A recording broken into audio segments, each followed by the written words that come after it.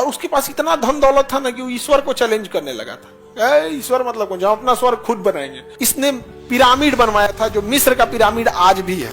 देखो इसका लाश अभी भी है। अपने लिए जन्नत बना रहा था ये फिरौन। तो जब ये मरा तो जब कहा गया कि जमीन न इसे दफनाएगी, पानी न इसे अपने अंदर डुबाएगा, न आग जलाएगी, भाड़ में जाए। आप ये ऐसे ही रखा हुआ है, लोग जाते हैं देखने के लिए इसको, पिरामिड को। आप बनवाया देखो गीजा पिरामिड, ये एक तल्ला बराबर है। यहाँ आदमी ऊंट पे खड़ा है तब वो एगो पत्थरवा के बराबर नहीं आया। कहा था कि जब हम मर जाएंगे तो मेरी लाश इसी में रखना। और ये सब उस समय बनाया था जिस समय ना जेसीबी था ना क्रेन था। विदाउट जेसीबी, विदाउट क्रेन, एगो सिंगल पत्थर है। इस्लाम धर्म में मिस्र की सभ्यता का बहुत वर्णन है, समझा गया। जैसे यहाँ पर एक राजा था फिरौन। क्या नाम था? फिरौन। बहुत अत्याचारी राजा था यहाँ का फिरौन। और उसके पास इतना धन दौलत था ना कि वो ईश्वर को चैलेंज करने लगा था।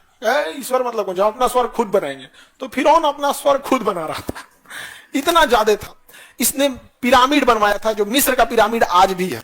मिस्र का पिरामिड आज भी है। और मिस्र में जो पिरामिड है तो पूरे देश में एक लोकेशन होगा ना कि आखिर कहाँ है। जैसे हम इंडिया में पढ़ाते हैं तो है ना भाई कि पटना में। देखो ये मिस्र का फिरौन जो था ना, ये बनवाया था पिरामिड। अभी आपको लगता होगा ये ढेला साज दिया, इससे क्या ही मतलब है। तो पिक्चर्स में जा रहा है, पत्थर का है बाबू ये। देखो इसका लाश अभी भी है। अपने लिए जन्नत बना रहा था ये फिरौन, समझा गया। पैसा इतना था जिसका कोई हद नहीं। किसी को दिक्कत? जो मुस्लिम है इसमें वो बता सकते हैं कि किस पैगंबर से इसका विवाद हुआ था फिरौन का। मुस्लिम में बताइए, खड़े को बताओ। मूसा अलैहिस्सलाम। चलिए बैठिए। तो हालांकि मूसा अलैहिस्सलाम का ये धार्मिक चीज हो जाएगा, हम उसमें अभी नहीं जाते। बड़ी विवाद किया था ये, बहुत ज्यादा अत्याचारी राजा था यहाँ पे, समझा गया।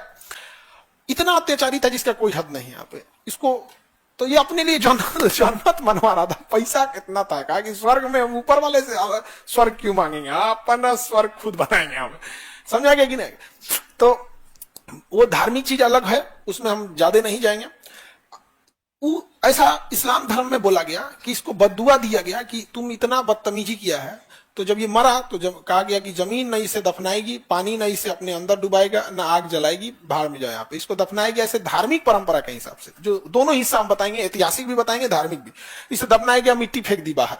कहा गया कि कयामत तक, उसको बद्दुआ दिया गया। ऊपर वाले ने कहा कि तुमको कयामत तक तुम्हारी लाश रहेगी, ताकि पूरी दुनिया देखेगी कि हाँ रियल है ये। नहीं, अभी भी है उसकी लाश। मिस्र में जाके देखेंगे अभी भी है। तो उसको यह बद्दुआ दिया गया, जो इस्लामिक वो है आपका, क्या नाम है, जो इस्लामिक ग्रंथ के हिसाब से। तो इसकी लाश कयामत तक रहेगी। कब तक रहेगी? कयामत तक। और इसको खुदा ने बद्दुआ दिया था कि दुनिया तुम्हें देखेगी, लाश तुम्हारा न जमीन लेगा ना कुछ। मिस्र वाले लोग इसमें ममी बनाते थे, एक केमिकल लगा के इसको रखा जाता था, जिससे कि इसकी लाश नहीं सड़ती थी। अभियो नहीं सड़ल है इसकी लाश। अब सोचिए 5000 ईसा पूर्व तो इसकी सभ्यता है, 3000 साल तो सिंधु सभ्यता से पहले की सभ्यता है मिस्र की। और अभी 2000 साल ऐसे हो गया। यहाँ एक चूहा मर जाता है, 2 दिन बाद महकने लगता है। चूहा मर जाए अगर किचन में तो भर मोहल्ला गमका के रखेगा जब तक निकाल। ये ऐसे ही रखा हुआ है, लोग जाते हैं देखने के लिए इसको, पिरामिड को। हाँ नहीं, वो काला नहीं था, एकदम गोरे थे सब। मिस्र के सभ्यता में सबसे सुंदरता अगर कहीं थी तो मिस्र में। सबसे ज्यादा सुंदरता वाला सभ्यता कहाँ की? मिस्र की सबसे। तो ये काला हो गया है ऐसे केमिकल के वजह से। क्या हो गया है? काला हो गया। अब एकदम स्किन वैसे तो वैसे थोड़े रहेगा। यहाँ तो आदमी को तो बुखार लग जाता तो स्किन करिया हो जाता है, तो बेचारा टपक गया। यही मम्मी है। क्या है? मम्मी है। तो यहाँ के जो राजा थे सब ना, वो अपना जो वो पहनते थे सब ताज। तो ताज में ना, जैसे अरब वालों को देखना ना, ताज की जगह पे ना एक कपड़ा पहने रहता है सब। ताज की जगह पहना रहता है कपड़ा वहां पे। तो मिस्र अरब एक ही टाइप में है सब वहां पे, आसे पास का एरिया। तो ये देखो, ये राजा का ये ताज है। राजा का ये क्या है? ताज है। ये ताज दिख रहा है ये। तो मिस्र के राजा का क्या है? ये ताज है। बहुत खतरनाक थे सब, बाप रे बाप। पैसा के घमंड में चूर थे सभी सब। ये अपने लिए बनवाए थे सब पिरामिड। कहा कि खुदा मतलब क्या है? खुदा से बड़का हम बिल्डिंग बनाएंगे, ये बोला था ये फिरौन। आप बनवाया देखो गीजा पिरामिड। क्या बनवाया? पिरामिड। आपको लग रहा है ईंटा सजा होगा? एक तल्ला बराबर है। ये एक तल्ला बराबर है। गिनते जाओ, 1 2 3 4 5 6 7 8 9 10 11 12 13 14 15 16 17 18 19 20। कौन गिनेगा भाई बैठ के? एक तल्ला बराबर है। देखो यहाँ पे, यहाँ आदमी ऊंट पे खड़ा है तब वो एगो पत्थरवा के बराबर नहीं आया। कहा था कि जब हम मर जाएंगे तो मेरी लाश इसी में रखना, मिस्र के पिरामिड में। और ये इतना नहीं, ये ना, ये खगोल के दृष्टि से भी बड़ी वो इंपॉर्टेंट है। मानव द्वारा निर्मित इससे बढ़ की इमारत तो इतना बड़ा कहीं नहीं है। और ये सब उस समय बनाया था जिस समय ना जेसीबी था ना क्रेन था। विदाउट जेसीबी विदाउट क्रेन है। एक वो सिंगल पत्थर है, हाँ एक सिंगल पत्थर है, 20-20 टन का एक पत्थर है, 20 टन का एक पत्थर। एक वो हाथी होती है 10 टन का, और उसमें एक वो पत्थरवा जो लगा है कितना टन का, 20 टन। उठाया कैसे था सब? और 1-2 मंजिला थोड़ी है, 50 तला बिल्डिंग बराबर है वो, इतना हैवी है यहाँ। और ये जो इसका लोकेशन बनाया गया है वो तारों के लोकेशन के हिसाब से, इसके ऊपर अलग तारा आता है, इसके ऊपर अलग तारा आता है, इसके ऊपर अलग तारा आता है। बड़ी घमंडी राजा था, समझ में आ गया? उस समय मशीन नहीं था यहाँ पे। तो कहाँ की सभ्यता केमिस्ट्री के लिए प्रसिद्ध? मिस्र। पिरामिड मिस्र, ममी मिस्र, नील नदी की देन मिस्र, उपजाऊ जमीन मिस्र, फिरौन राजा मिस्र, फिरौन राजा मिस्र। समझ में आ गया कि नहीं आ गया? फिरौन राजा मिस्र। किसी को दिक्कत? इसी को ना अंग्रेजी में फैरो लिखता है, क्या लिखता है सर? फैरो लिखता है, फिरौन। यहाँ पे किसी को कोई दिक्कत नहीं है? मिस्र की सभ्यता समझ में आ रही है? बहुत जबरदस्ती भैया मिस्र की सभ्यता। देखो ये राजवा अपने लिए बनाया है, कहाँ गया?